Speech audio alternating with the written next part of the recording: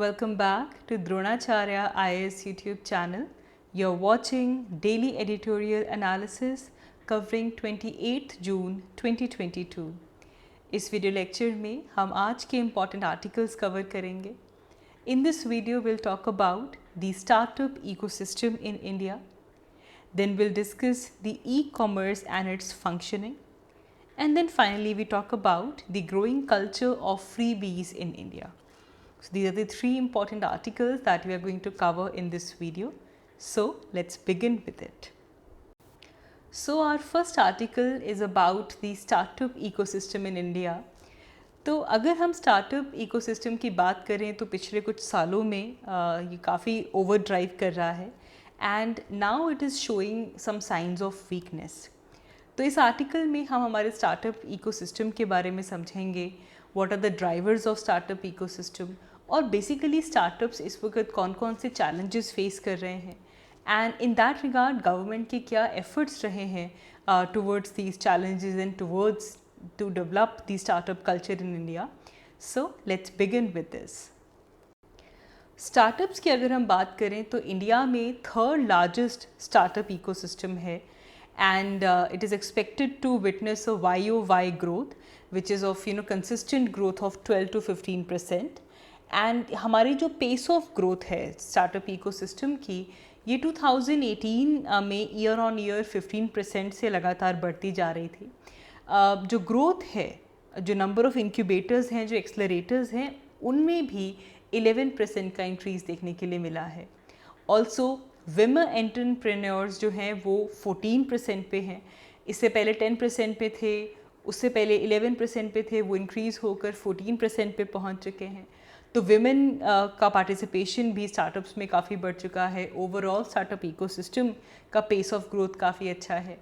And Bangalore की अगर हम बात करें so it is present within the world's 20 leading startup cities according to 2019 startup genome project ranking and it was also ranked as one of the world's 5 fastest growing startup cities. तो India का जो startup है इसको काफ़ी ज़्यादा sizeable ticket size पे हम कह सकते हैं कि ग्लोबल और डोमेस्टिक फंड्स मिले हैं एंड सिग्निफिकेंटली ग्रोथ भी हमें यहाँ पे देखने के लिए मिली है. And if we look at the drivers of the startup ecosystem तो सबसे बड़ा ड्राइवर यहाँ पे आता है द कॉरपोरेट. अब जो एंटरप्राइजेज हैं दे आर रियलाइजिंग कि जो स्टार्टअप्स हैं they have this disruptive potential and therefore the partnering और investing in them is important. So अगर हम यहाँ पे कॉरपोरेट सपोर्ट की बात करें, कॉरपोरेट कनेक्ट की बात करें तो फेसबुक ने स्टार्टअप इंडिया के साथ पार्टनरशिप में आए and they disbursed around $500,000 of cash each to the top 5 selected startups. Similarly Microsoft Ventures accelerated programme के अंदर भी उन्होंने भी 16 स्टार्टअप्स पिक किए थे. तो कॉरपोरेट कनेक्ट जो स्टार्टअप्स को मिलता है ये एक काफ़ी इम्पॉर्टेंट है for disrupting potential of the startups और उनको इन्वेस्टमेंट की ज़रूरत है, जो पार्टनरशिप की जो ज़रूरत है उसके अंदर कॉरपोरेट कनेक्ट काफ़ी इंपॉर्टेंट रोल प्ले करता है. Then there is this availability of large talent pool which is seeking to be entrepreneur.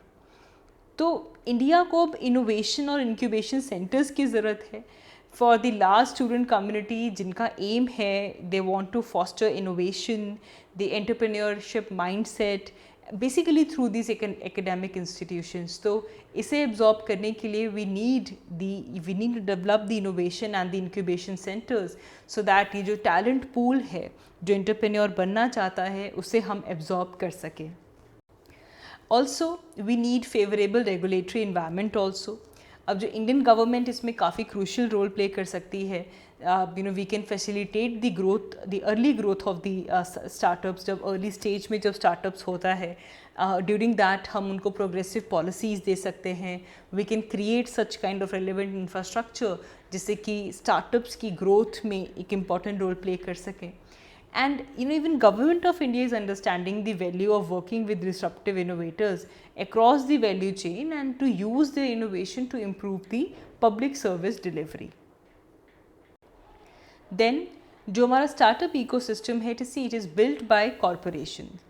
तो यहाँ पे जो इस्टेब्लिश्ड कॉरपोरेट्स हैं, those who lack the capacity या फिर जिनके पास एजिलिटी नहीं है, and they can basically nibble the early stage startups, specially those startups जिनके पास there is lack of cash, उसे निबल अप करके we can have the growth and the network for the market access, उनके product launches, service launches, उनको एक unique और एक scalable platform दिया जा सकता है. So they can be the marriage for the multiplied wealth creation between the corporations who lack innovation and the early stage startups. But यहाँ पे startups जो challenges face कर रहे हैं उनको डिस्कस करना भी इम्पॉर्टेंट है. सबसे बड़ा चैलेंज जो स्टार्टअप्स फेस करते हैं that is the financial conditions. जो स्टार्टअप्स की टाइट फाइनेंशियल कंडीशन रहती है उससे उनके फंड रेजिंग एफर्ट्स और उनकी जो वैल्यूएशंस हैं उन सब के ऊपर इसका इम्पैक्ट पड़ता है. It also changes the dynamics of the private market. This will also have a bearing on the public market as well. तो यहाँ पे फाइनेंशियल कंडीशन एक इम्पॉर्टेंट रोल प्ले करती है. Also, valuation of some companies in the sector, they are more likely to be tightly regulated. तो ये mainly government की जो पॉलिसीज़ की वजह से ये इस तरह से इन्फ्लुएंस्ड होती हैं. तो ऐसी जो कंपनीज़ की वैल्यूएशंस जो हैं उनकी टाइट रेगुलेशंस को फेस करना भी स्टार्टअप्स के लिए एक बड़ा चैलेंज है. फिर स्टार्टअप्स लॉसेस बहुत फेस करते हैं. अब पेटीएम की बात करें तो 2021 एंड 2022 में Paytm lost around 2,396 crore rupees. Zomato, PNB FinTech, Policy Bazaar, they lost 1,222 crores. तो ये लॉसेस हुआ है, जोमेटो को इतना लॉस हुआ है, 832 करोड़ का लॉस पॉलिसी बाज़ार को हुआ है. तो लॉसेस भी बहुत सिग्निफिकेंट रहते हैं. And there is presence of the bureaucratic red tape, इसे कम करना होगा. पोल्यूशन अभी भी एक पूरे तरीके से जो प्रोसेसेस हैं उनके अंदर सेटअप है तो उससे स्टार्टअप्स को डील करना पड़ता है. There is also this report of over regulation जिसकी वजह से जो स्टार्टअप्स की ग्रोथ है वो इम्पीड होती है. And there are fewer provisions for the adequate incentives for the startups.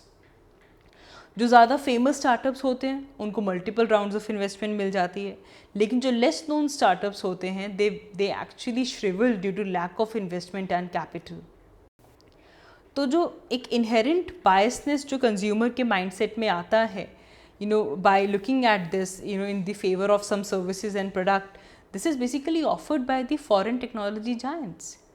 So this basically translates to the lesser acceptance and lesser opportunities for the startups in India. तो ये काफ़ी difficult situation है to start a business in India by looking at these myriad laws and regulations. And इसीलिए जो capital का जो excess है, जो capital का flow है, वो एक बहुत बड़ी problem रहती है for the startups. अब रशिया यूक्रेन वॉर के बाद भी जो फ्लेम्स थे वो इंडियन स्टार्टअप इकोसिस्टम ने फेस किए. जो कैपिटल रेजिंग एबिलिटी थी वो और भी ज़्यादा स्लो डाउन हो गई.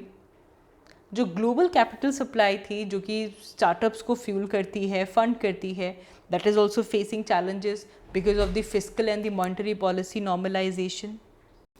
सो इस स्टार्टअप कल्चर को डेवलप करने के लिए अगर हम गवर्नमेंट एफर्ट्स देखें तो सबसे पहले हमारे पास आता है आत्मनिर्भर भारत. जो डिजिटल इंडिया का जो आत्मनिर्भर भारत ऐप इनोवेशन चैलेंज एक बड़ी चीज़ यहाँ पे है. मेक इन इंडिया, ताकि इंडिजीनियसली गुड्स एंड सर्विसेज बनाए जाएं इस इनिशिएटिव के अंदर. स्टार्टअप इंडिया इनिशिएटिव जो कि 2016 में लॉन्च किया गया था, जिसका एम था कि इंडिया में जो हमारे लीगल और फाइनेंशियल या फिर जो नॉलेज रिक्वायरमेंट्स हैं उनको सिंप्लीफाई किया जा सके, ताकि जो पोटेंशियल स्टार्टअप्स हैं उनकी पार्टिसिपेशन इनकरेज हो. We also have startup India scheme जो कि 2016 में जैसे कि हमने कहा लॉन्च की गई थी. इसमें जो ग्रास रूट लेवल से जो इकोनॉमिक एम्पावरमेंट को प्रमोट करते हुए, जॉब क्रिएशन को प्रमोट करते हुए इस एंटरप्रेन्योरशिप स्किल को बढ़ावा दिया जाना था.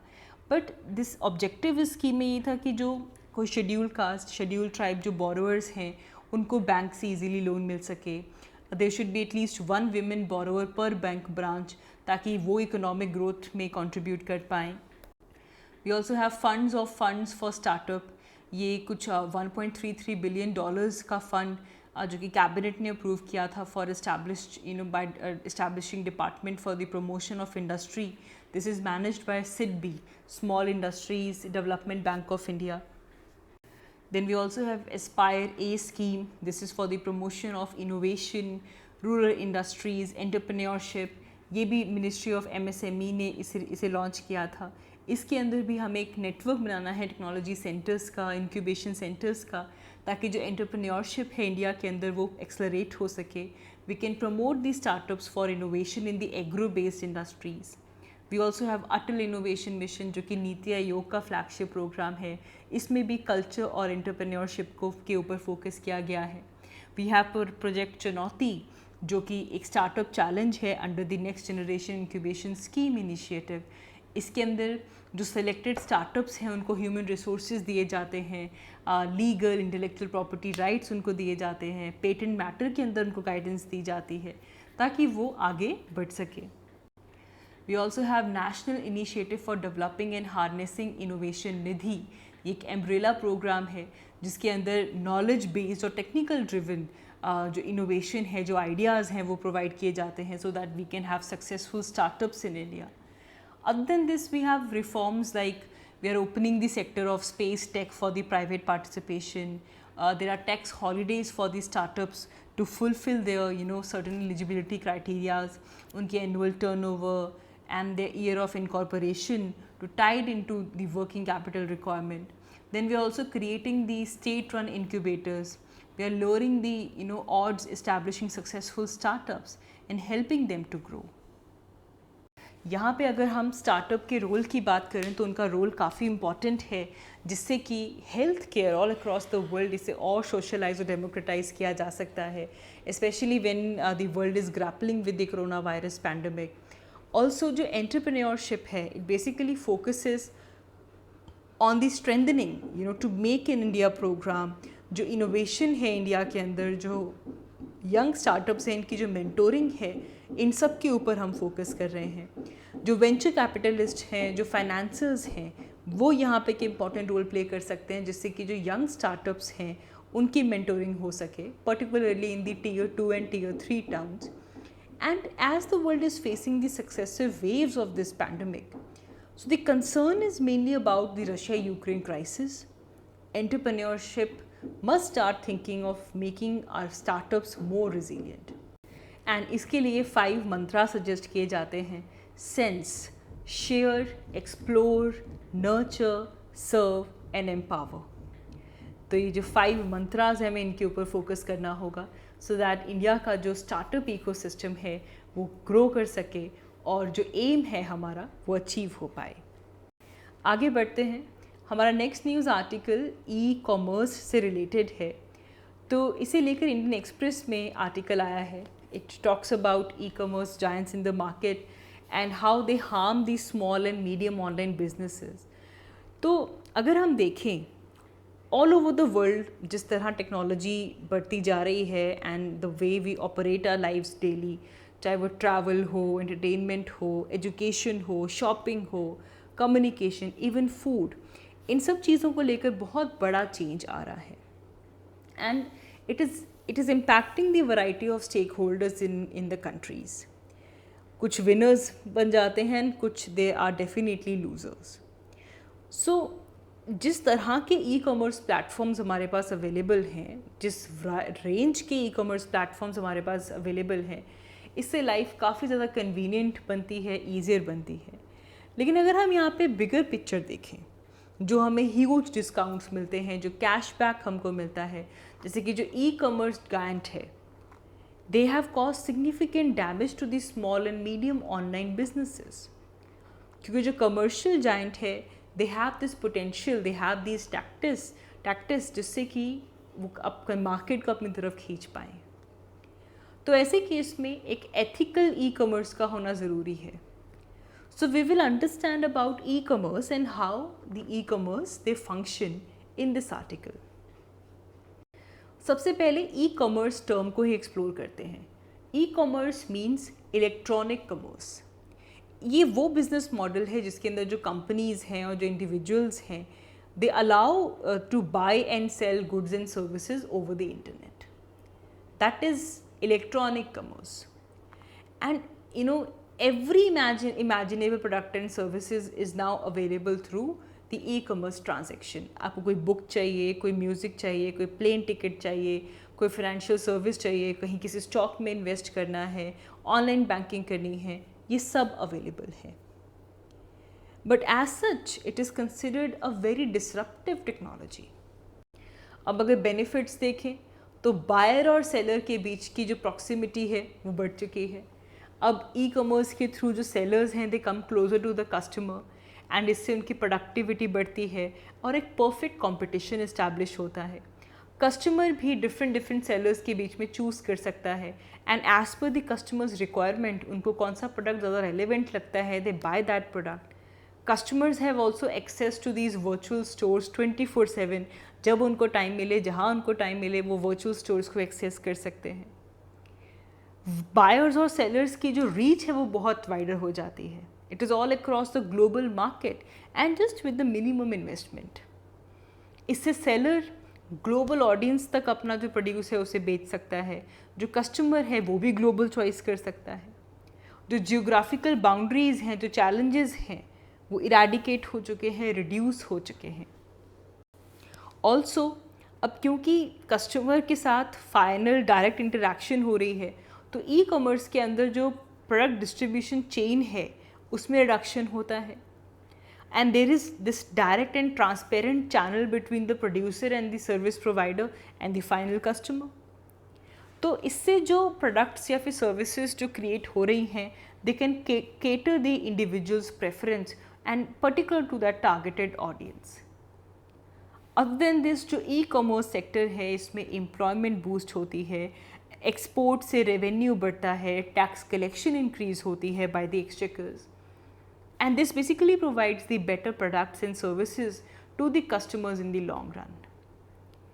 ई कॉमर्स इंडस्ट्री का हाउएवर जो हमारे MSMEs हैं, micro small and medium enterprises, ये डायरेक्टली इनको इम्पैक्ट करता है by providing means of financing, technology, training, and they has this cascading effect on the other industries as well. So what are the concerns about this e-commerce giant? सबसे पहली चीज़ आती है predatory prices. Predator पता है हमको? Predatory pricing वो होती है, ये वो प्राइसिंग स्ट्रैटेजी होती है कि जिसके अंदर काफ़ी ज़्यादा अंडरकटिंग की जाती है on a very large scale. जो डोमिनेंट फर्म है इंडस्ट्री में वो डेलिबरेटली अपने प्रोडक्ट्स और सर्विसेज के प्राइसेस को डिक्रीज़ कर देता है, even to the loss making levels in the short term. इतने ज़्यादा वो अपने प्राइसेस कम कर देता है. अब ये जो प्रेडेटरी प्राइसिंग है, इससे क्या होता है कि जो कस्टमर्स हैं दे सफ़र, कस्टमर्स आने शुरू हो जाएंगे कि भाई इतने कम प्राइसेस पे आ रहे हैं. इससे जो जायंट है, जो कंपनी है, उसे लॉसेस हो सकते हैं, but they are still seeing this as an opportunity. They eliminate other players from the market, और अल्टीमेटली वो जो लॉस बेयरिंग थी by this reduced bargaining position, अब फिर वो धीरे धीरे अपने प्राइसेस इंक्रीज़ करने शुरू करते हैं, क्योंकि अब कंपटीशन कम हो गया, अब एक मोनोपोलिस्टिक कंडक्ट होना शुरू हो जाता है. तो एक बार कंपटीशन एलिमिनेट करने के लिए खुद लॉस झेलते हुए शॉर्ट टर्म के लिए लॉस मेकिंग लेवल्स तक डेलिबरेटली प्राइसेस को कम किया जाता है. It also facilitate partner biasness also. अब देखो, अगर हम मार्केट प्लेस का एक फंडामेंटल बेसिस होता है न्यूट्रलिटी, लेकिन जैसे कि there are some claims of outfit like Flipkart, Amazon to be the market place. Now this is wide variety of sellers can be questioned. अब जो एफिलिएटेड सेलर्स हैं with their platform reap the benefits of the greater visibility, better terms of trade, therefore their commissions, reduced commission and platform funded discounts. अब Zomato जैसे other कोई food aggregator, it is set to run the cloud kitchens, and many of them they run private label products in the category where the other sellers have been successful. ऐसे ही आता है cartelisation. This basically means forming an association of producers, sellers, distributors, trader and service provider. वो आपस में agreement कर लेते हैं, cartel बना लेते हैं, and therefore they limit, they control the production, distribution, sale, price, even the trade in the goods and provision of the services. जैसे कि जो ऑनलाइन ट्रैवल एग्रीगेटर्स हैं, दे आर ऑफन एक्यूज कि उन्होंने कार्टलाइजेशन की हुई है, जैसे कि ओयो, मेक माई ट्रिप. अभी the competition commission of India it is investigating into the Oyo and Make My Trip collusion case, and जिसमें मेक माई ट्रिप को it resulted in making Make My Trip being order to the relist properties of Treebo and Fab Hotels. तो आपस में कार्टल कर लेते हैं कि तुम भी इतने प्राइस कर लो, हम भी इतने प्राइस कर लेते हैं. They control the production, they control the distribution. अब फिर डाटा सिक्योरिटी भी एक बड़ी इंपॉर्टेंट चीज़ है, because when you are using these platforms, तो citizen they share their voluntary and involuntary information, they need to share their data. And जो aggregators हैं, they gather their shopping habit, their preferences and their other personal data. And therefore the platforms are accused of using these data to create and improve their own products and services, and they take away the business from the sellers on their platform. वो खुद ही बना लेते हैं. अगर हम देखें तो हर एक, जैसे कि अमेज़ॉन के खुद के प्रोडक्ट्स भी हैं, तो पहले जो सेलर्स वहाँ पे गए, क्या ज़्यादा बिक रहा है, किसकी ज़्यादा डिमांड है, तो उसके बेसिस पे कंपनीज अपना खुद का प्रोडक्ट बना लेती हैं. So this information is asymmetry. जो एग्रीगेटर्स हैं वो इस इंफॉर्मेशन को यूज़ करके जो बाकी ऑर्गेनाइजेशंस हैं वो उनको इसमें एक्सप्लॉइट कर सकती हैं. And then there is lack of transparent dispute redressal mechanism. There is lack of fair and transparent dispute redressal mechanism for sellers on these platform. There delayed payments, unreasonable charges, hidden fee, these are some common occurrences. अब इन platform की जो power है, it is at the cost of the small hard-working businesses. Small restaurants complain करते हैं कि जो food service aggregators हैं, they have this inability to service a customer request. वो ultimately restaurant की inability के ऊपर इफेक्ट करना शुरू कर देते हैं. Hotels जो कि इन platforms के ऊपर लिस्ट किए जाते हैं, they are blamed for customer grievances, which basically arises from overcommitting. In some cases, restaurants and hotels, they are arbitrarily shown as closed, जबकि वो खुले होते हैं. So, what steps have we taken regarding the e-commerce? सबसे पहले तो हमारे पास draft e-commerce rules आए हैं 2021 में, जिसमें पहली चीज़ ये है कि जो भी ई-कॉमर्स एंटिटीज़ हैं उनको मैंडेटरीली रजिस्ट्रेशन करवानी होगी with the department of promotion for industry and industrial trade under ministry of commerce and industry. E-commerce जिसमें वो पर्सन जो कि एक डिजिटल या इलेक्ट्रॉनिक फैसिलिटी या प्लेटफॉर्म को ओन करते हैं, ऑपरेट करते हैं, मैनेज करते हैं for e-commerce, they need to register it. And अब जो कन्वेंशनल ई-कॉमर्स की जो फ्लैश सेल्स थी, they are not banned, but only specific flash sales और बैक टू बैक सेल, जिससे कि जो कस्टमर चॉइस है वो लिमिट हो जाती है and it increases the prices and prevent a level playing field, that is not allowed now. इसके अलावा जो ई-कॉमर्स साइट्स हैं, they need to ensure appointment of chief compliance officer, एक ऐसा कॉन्टैक्ट पर्सन जो कि फॉर 24/7 कोऑर्डिनेशन या law enforcement agencies के लिए अवेलेबल रहे. Then to tackle this growing concern of preferential treatment, अब जो न्यू रोल्स हैं उसमें ये प्रपोज किया गया है कि जो भी रिलेटेड पार्टीज़ हैं, they are allowed to use any consumer information from the online platform for unfair advantage. None of the related parties are allowed. Then the clause of country of origin, अब देखो ये यहाँ पे काफ़ी important हो जाता है.